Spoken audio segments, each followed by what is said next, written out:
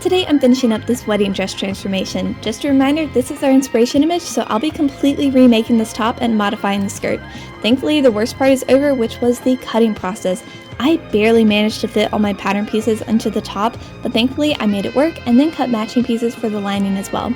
I don't know why, but sewing all the pieces together in a bodice like this is so satisfying to me. I just love how it all fits together perfectly, and just a reminder, if you're making a similar top at home, always press your seams. It makes a huge difference and will almost always make your work look 10 times more professional, I promise. My little assistant came in to check out my work, and with her approval, I repeated the same steps from the lining onto the facing bodice, which I already added interfacing to. Again, I just pinned and sewed all the pieces together, and of course used my iron to press the seam allowance nice and flat. Now back to the lining, it's time to add boning. I made sure to curve the edges to avoid the boning poking through the channels later on. Then I used my iron to straighten out the curves, pinning each boning channel over the seams, and sewed across them with a little help from my very clingy assistant. Next, I pushed the boning through each channel, leaving me with a nice stiff lining that would hold up the bodice without straps. For the lace-up back, I decided to try a sewing hack from Pinterest where you pin the cord to lined paper before sewing it onto the fabric, and then tear the paper off from the stitch line.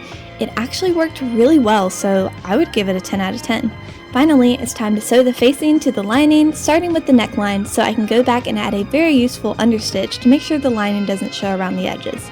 Then I sewed around all the other sides, leaving a small hole to flip it right side out.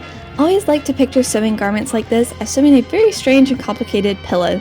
I hand stitched the opening and then grabbed the appliques from the original top to hand sew back onto the bodice. Here's my client and now cousin-in-law seeing this dress for the first time at her bridal shower. I know she was so happy to see her mom's wedding dress turn into a new look for her to wear, and I think her mom liked it too. Just a reminder that this is the look we started with, and here's Kara wearing it at her rehearsal dinner. She looks so beautiful, and I love the way she styled the outfit too. Congratulations to Kara and Aiden, and welcome to the family!